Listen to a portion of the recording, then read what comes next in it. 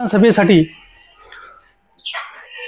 सध्या मोठ्या प्रमाणावर रणांगण सुरू आहे। या विधानसभेच्या रणांगणामध्ये आज पाबळ आणि पाबळच्या 12 गावांमध्ये असणारा पाण्याचा प्रश्न प्रचंड ऐरणीवर आला आहे। प्रचंड ऐरणीवर आला हा प्रश्न नक्की काय आहे? या लोकांचे खरंच एवढे मोठे हाल आहेत का? या लोकांना खरंच पाणी मिळत नाही का? नक्की काय परिस्थिती आहे या गावातली हे जाणून घेण्यासाठी आपण आज या ठिकाणी जिल्हा परिषदेच्या माजी सदस्या श्री सविताताई बगाटे यांना भेटत आहोत आणि त्यांच्याबरोबर आपण चर्चा करत आहोत। ताई, आज गेले अनेक दिवस आपण जे निवडणुकीचे जे वातावरण सुरू आहे या निवडणुकीच्या वातावरणामध्ये 42 गावांमध्ये ही जी 12 गावं आहेत ही प्रामुख्याने निवडली जात आहेत आणि या 12 गावांमध्ये प्रचंड पाणी टंचाई आहे असा एक नेरेटिव्ह सेट करून वळसे पाटलांवर निकमांकडून आघात केला जात आहे। तर नक्की ही काय परिस्थिती आहे? हे इतका मोठा पाण्याचा प्रश्न इथं नक्कीच आहे का? इथं लोकांना आज नक्कीच डोक्यावर हंडे घेऊन महिलांना पाण्यासाठी फिरावं लागत आहे का? नक्की काय परिस्थिती आहे याबाबतची माहिती आम्हाला तुमच्याकडून जाणून घ्यायची आहे।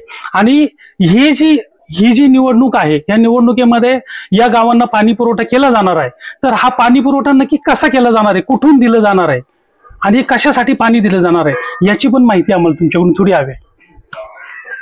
आता तुम्ही खरं पाहिलं तर मला हा प्रश्न विचारला, नक्कीच या 12 गावांच्यात या 12 गावांनीच मला निवडून दिलं। याच्या मागे 10-15 वर्ष ही 12 गावं आदरणीय साहेबांच्या बरोबर उभी राहिली। 12 गावात पाण्याचा प्रश्न आहे नाही म्हणता येणार नाही, परंतु माझ्या माहितीप्रमाणे आदरणीय वळसे पाटील साहेबांचा मतदारसंघ या माझ्या गटाला किंवा या गावांना जोडला 39 गावाला। त्यावेळेस आम्हाला 8 महिने पाण्याला पिण्याच्या पाण्यासाठी टँकर लागायचा, परंतु आदरणीय साहेबांच्या माध्यमातून सगळ्या गावांनी पाणी पुरवठ्याच्या नळ योजना या ठिकाणी प्रत्येकाच्या ठिकाणी प्रत्येक गावात वाड्या वस्त्यांवर साहेबांनी पाणी देण्याचा प्रयत्न केला आणि पिण्याच्या पाण्याचा प्रश्न माझ्या मते म्हणजे हा बऱ्यापैकी या ठिकाणी सुटलेला आहे। थेटेवाडीच्या बंधाऱ्यात जर पाणी आलं तर आम्हाला टँकरची अवस्था म्हणजे भागत नाही, म्हणजे टँकर लागत नाही, परंतु जर बंधाऱ्यात पाणी नसेल तर आम्हाला टँकर जरा लवकरच या ठिकाणी लागतो। आणि आदरणीय साहेबांच्या माध्यमातून पिण्याच्या पाण्याचा प्रश्न अतिशय हा प्रामाणिकपणे खरं पाहिलं तर सुटलेला आहे। आता राहिला प्रश्न शेतीचा, जर निसर्गाने या ठिकाणी जर पाऊस चांगला पडला तर सिजनेबल शेती या माझ्या 12 गावातले शेतकरी बऱ्यापैकी करतात। आता तुम्हाला थोडंसं उदाहरण देते की पाबळ हे गाव आहे। पाबळ गावामध्ये बऱ्याचशा वाड्या वस्त्या ह्या थेटेवाडी बंधाऱ्यावरून पाईपलाईन येण्यामुळे त्यांचा चांगल्या प्रकारचा ऊस, आता माझ्याबरोबर हा माझा एक चांगला जीवाभावाचा कार्यकर्ता आहे चौधरी वस्तीचा, त्याचा सगळी शेतीत ऊस पिकतो, त्यामुळे बोर शेतामध्ये सुद्धा त्या ठिकाणी ऊस आणि चांगलं बागायत आहे। या ठिकाणी आगरकर वस्ती असेल, गणेशनगर असेल, खैरेनगर असेल, या ठिकाणी ज्या लोकांनी त्या बंधाऱ्यातून पाईपलाईन नेली त्यांचा भाग हा सुजलाम सुफलाम या बंधाऱ्याच्या माध्यमातून बनलेला आहे। आता राहिला थोडी खैरेवाडी धामारी इकडचा काही भाग, मुखैला सुद्धा पाणी आहे, धामारीला सुद्धा निम्म्या धामारीला गंगासागरचं पाणी जातं। खैरेवाडी, खैरेमाळा, दिवाणमाळा असेल, हिवरे असेल, त्यांनी सुद्धा पाठवून या ठिकाणी आदरणीय साहेबांच्या माध्यमातून पाईपलाईन करून पाण्याचा प्रश्न त्या ठिकाणी बऱ्यापैकी मिटवलेला आहे। थोड्याफार काही पाबळगावच्या 4-5 वस्त्या असतील, अशा अनेक ठिकाणचे थोडा प्रश्न आहे, परंतु भविष्याच्या काळात हा प्रश्न नक्कीच आदरणीय वळसे पाटील साहेब मार्गी लावतील आणि आमच्या सुद्धा भागात या ठिकाणी ही सगळी शेती बागायत झाल्याशिवाय राहणार नाही। कारण 99 गोष्टी साहेबांनी केल्यात, एक गोष्टी स्वतः पाहिलं तर शक्यतो आता मला कोणाचं नाव घ्यायचं नाही, पण जे आता त्या पाण्याचा किंवा 12 गावांच्या दुष्काळाचा बाऊ करतात तेच आमच्या बरोबर असताना ते सांगायचे की इथं पाणी येणार नाही आणि आज ते सांगतात की तुम्हाला पाणी नाही, मग हे तरी पाणी आम्हाला कुठून देणार आहे? हा प्रश्न सगळ्यात मोठा आहे। आदरणीय वळसे पाटील साहेबांनी याचा अनेक वेळा वारंवार मंत्रालयात मिटिंग घेतल्या, आमच्यासारख्या लोकप्रतिनिधींना त्या ठिकाणी बोलून साहेबांनी अनेक वेळा सांगितलं की हे कसं पाणी आणायचं, मग कलमोडीचं पाणी आणायचं का डिंब्याचं पाणी आणायचं, हा अनेक प्रश्न साहेबांनी संबंधित खात्याच्या अधिकाऱ्यांबरोबर याच्या मीटिंग लावल्या, चर्चा केल्या। आम्हाला सुद्धा माहित आहे की साहेबांनी अनेक वेळा याच्यासाठी प्रयत्न केले आणि हे प्रयत्न यशस्वी होतील। आता निवडणूक आलेत, निवडणुकीच्या काळात लोक आरोप प्रत्यारोप करत असतात, परंतु पाणी हा प्रश्न नाही। माझ्या 39 गावच्या जनतेला पूर्ण माहित आहे की आदरणीय वळसे पाटील साहेबांनी आमच्यासाठी काय काय केलं, हे लक्षात ठेवूनच लोक त्या ठिकाणी गेल्यानंतर कुणी काही सांगू दे, किती गाड्या जातील, किती लोक जातील, पण बॅलेट पेपरवर गेल्यावर लोकांना समोर वळसे पाटलांचा चेहरा डोळ्यासमोर येणार आणि त्यांचं बोट घड्याळावरच जाणार, यात तीळ मात्र शंका नाही. राहिला तुम्ही परत प्रत्येक वेळेस लोकांनी या पाण्याचा बाऊ केला, पण हे पाणी आदरणीय वळसे पाटील साहेबच देणार हे आमच्या बारा गावच्या जनतेला माहित आहे. कारण येणारं सरकार हे महायुतीचंच सरकार येणार, यात शंका नाही. आणि सरकार जर आलं तर येणाऱ्या 5 वर्षात साहेब कुठून ना कुठून पाणी आणणार. साहेब इतके दूरदृष्टीचे नेते आहेत, त्यांना फक्त आजार सांगायचा, त्याच्यावर कुठलं औषध द्यायचं हे सांगायची गरज नाही. कारण साहेबांना सांगितलं की साहेब त्याच्यावर ट्रीटमेंट केल्याशिवाय राहत नाही, हे मी या ठिकाणी तुम्हाला ठामपणे सांगते. कारण साहेबांशिवाय 39 गाव असेल किंवा शिरूर आंबेगाव असेल, यांना साहेबांशिवाय पर्याय नाही. कुणी काही म्हणू, काही लग्न करू, शेवटी इलेक्शन असतं, राजकारण असतं, पण जनता ही फार सुजाण आहे.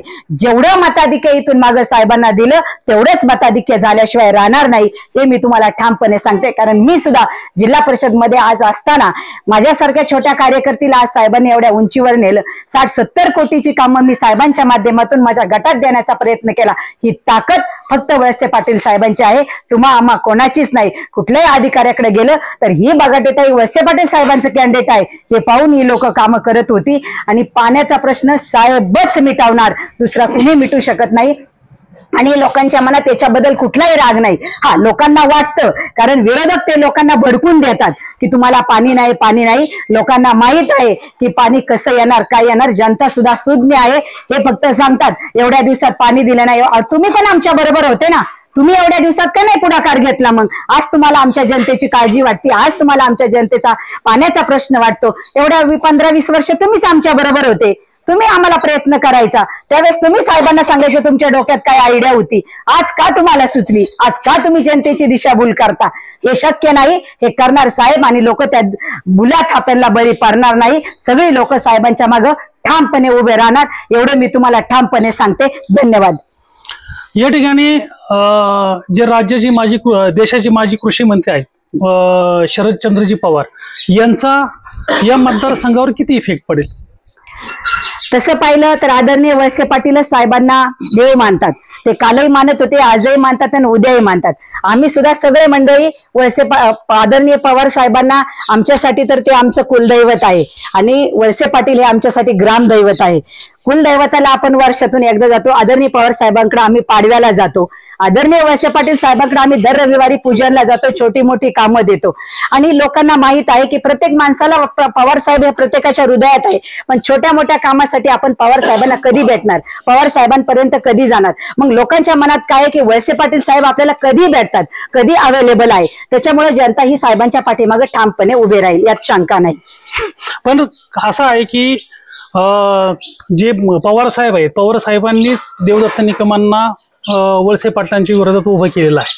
मग आता तुम्ही तर म्हणता ते तुमचं कुलदैवत आहे, मग आता कुलदैवताला तुम्ही सोडून ग्रामदैवतेच्या मागे उभं राहणार, मग ते तुमचं कुलदैवत तुमच्यावर कोपणार नाही का? आमचं ग्रामदैवतच कुलदैवताच्या नमस्कार करूनच सगळ्या गोष्टी करतं. आमच्या ग्रामदैवताच्याच मनात आदरणीय कुलदैवत आहे, त्याच्यामुळे आम्हाला काही त्याचं वाटत नाही. आमचे नेते कधीच कुलदैवताबद्दल चुकीचं काही बोलत नाही. त्यांच्याबद्दल आज तगायत साहेबांच्या तोंडून कधी ब्र शब्द आला नाही. त्यांच्या मनात काय झालं, राजकारण झालं ते देवाला माहिती, आणि राजकारणाची हा एक भाग असतो. त्याच्यामुळे आदरणीय पवार साहेबांना आम्ही सगळे लोक मानतात, साहेबांनाही मानतात आणि साहेबही त्यांना मानतात. त्याच्यामुळे यात आमचं आदरणीय पवार साहेबांचं साहेबांच्या डोक्यावर 2 हात कालही होते, आजही आहेत आणि उद्याही राहतील, त्यात शंका नाही.